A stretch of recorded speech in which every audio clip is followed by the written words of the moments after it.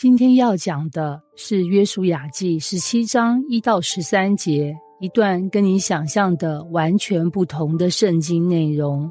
說真的，這章的內容比現代議會還精彩，有分地，有傳統，有規矩，也有突破規矩的女子。更重要的是，她們突破得漂亮，漂亮到上帝都拍手。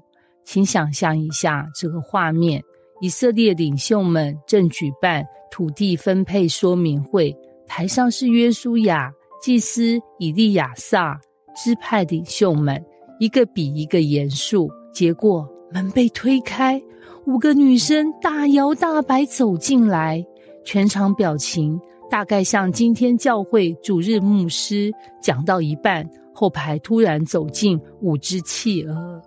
但這5個女生不是來亂的，她們是西羅非哈的女兒瑪拉、挪哈、荷拉、密迦、得撒。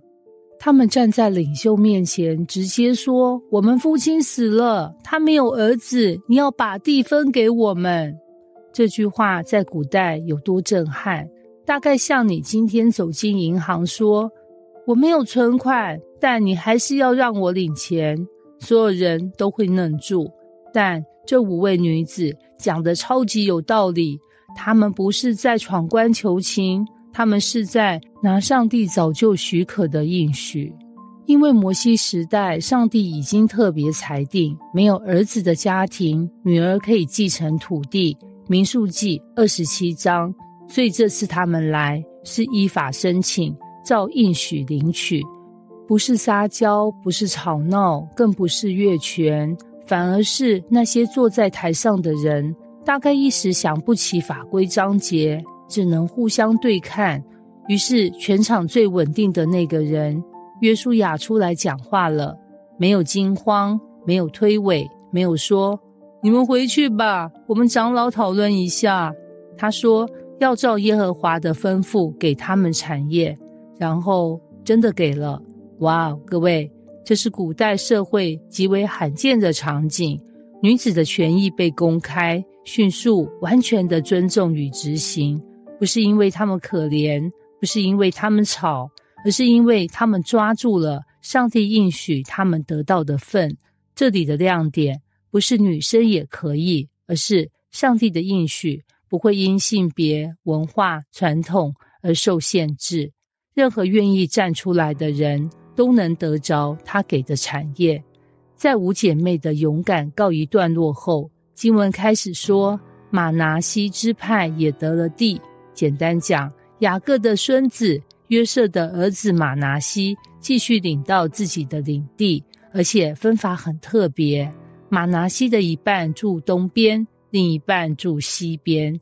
這就是你朋友說我家買2棟，一邊台北，一邊高雄，很會分配。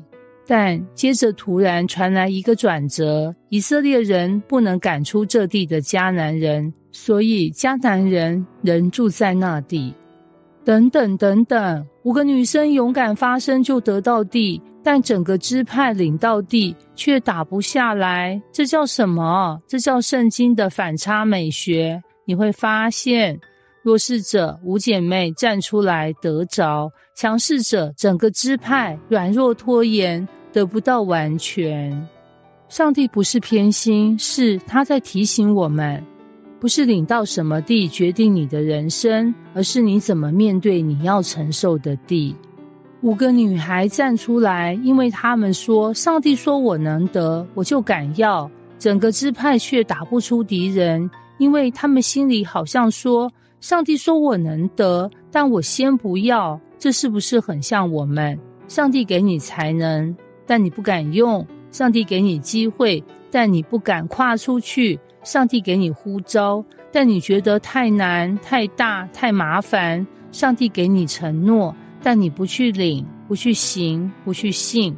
結果5個女子反而成為那地最令人敬佩的信心見證。